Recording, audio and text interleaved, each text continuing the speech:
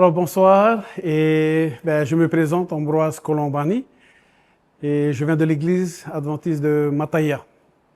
Et puis j'ai le privilège de conduire le département des communications de l'église adventiste au Fénois. Et donc c'est avec beaucoup de joie que j'ai accepté l'appel. Alors, j'ai toujours baigné dans les communications au niveau de l'Église. J'ai été par le passé également dans l'équipe de la radio, en tant que directeur de notre radio, LVDL. Peut-être qu'il y a eu beaucoup de changements depuis mon départ. J'ai eu le privilège de travailler avec Marcel Millot à l'époque, qui était le directeur des communications. Et j'ai eu de la chance également de collaborer avec notre sœur Verly, qui dirige les médias, le centre média.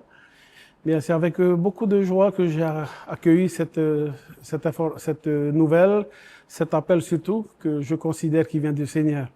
D'abord, lorsque j'ai entendu que j'étais nominé, c'est quelqu'un qui m'avait appelé, j'étais en train de faire mon travail. J'ai tout de suite appelé mon épouse. Et je lui disais, est-ce que tu penses vraiment que je devrais accepter? Elle me dit, c'est toi qui vois. Mais si c'est le cas, si tu décides d'y aller, je prierai pour toi, je te soutiendrai du mieux que je peux. J'ai accepté l'appel et ce soir en venant sur notre chemin vers l'église, nous avons reçu un coup de fil du médecin qui a annoncé une bonne nouvelle, que Mariela ne passera pas par la chimiothérapie. Dieu a répondu. Dieu a répondu à nos prières. Et j'ai compris que lorsque Dieu appelle quelqu'un, même si nous sommes dans les difficultés, Dieu pourvoira. Et pour moi, nous avons prié dans ce sens pour qu'elle n'ait pas à souffrir. J'ai vu la gloire de Dieu.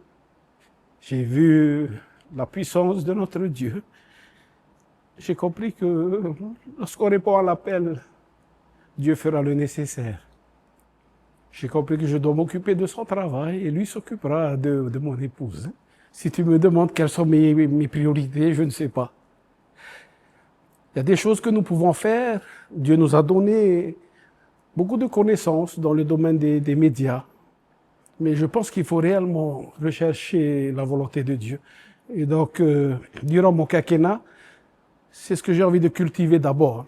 En premier, au sein des équipes, que nous puissions réellement nous rapprocher de Dieu, chercher les faveurs de Dieu, qu'il puisse nous montrer ce que nous faisons, puisque l'évangélisation c'est son travail, mettons-nous à sa disposition.